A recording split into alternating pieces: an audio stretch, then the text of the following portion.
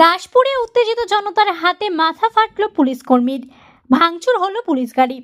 পশ্চিম মেদিনীপুর জেলা দাসপুর থানার সাগরপুর এলাকায় চলছিল গ্রামের পুজো, আর সেখানেই মদ্যপ অবস্থায় কিছু মানুষ শুরু করে গন্ডগোল চলতে চলতে বিশাল আকার ধারণ করে সেই গন্ডগোলের খবর গিয়ে পৌঁছায় দাসপুর থানার পুলিশের কাছে।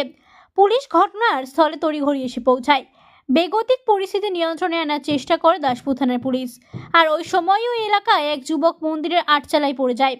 গ্রামীণ কিছু মানুষের দাবি ওই যুবককে পুলিশ মারধর করেছে। অপরদিকে পুলিশের দাবি ওদের নিজেদের মধ্যে গন্ডগোল চলছিল বেশ কিছুক্ষণ ধরে, যার কারণে এই ধরনের ঘটনা ঘটে। এলাকায় পুজো দেখতে আসা সাধারণ মানুষ ঘিরে ফেলে পুলিশকে। শুরু হয় পুলিশের সাথে তুমুল গন্ডগোল সাধারণ মানুষজনের। গন্ডগোল চলতে চলতে একসময় পুলিশের মাথা ফাটিয়ে দেয় উত্তেজিত জনতা। পাশাপাশি ভাঙচুর করা হয় পুলিশের গাড়িও। আহত এক পুলিশ কর্মীকে চিকিৎসার জন্য নিয়ে যাওয়া হয়। পরে পরিস্থিতি সামাল দিতে ঘটনাস্থলে উপস্থিত হয় একাধিক পুলিশ আধিকারিক এবং উপস্থিত হয় Ghatal SDPO, Ghatal CI, OC Daspur, OC Ghatal, সাথে বিশালপুর র্যাব বাহিনী। রাতে গ্রেফতার করা হয় 10 জনেরও বেশি মানুষকে। এলাকায় রয়েছে বিশাল পুলিশ বাহিনী। ঘটনার রীতিমতো চাঞ্চল্য ছড়িয়েছে গোটা এলাকা জুড়ে।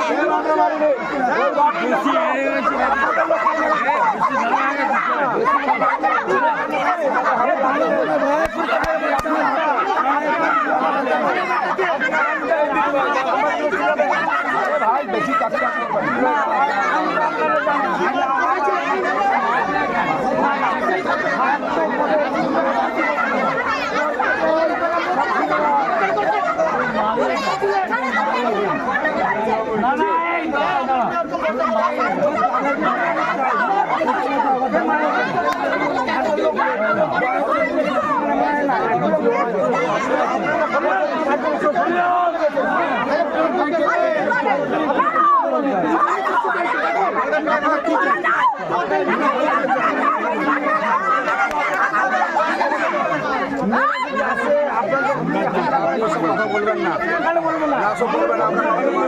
ওই পর্যন্ত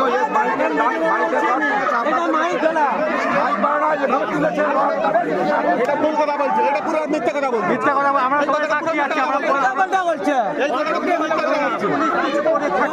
দেখা আমি ছোট বলবো কথা বলি। তুমি কি আরে বলতে আছে?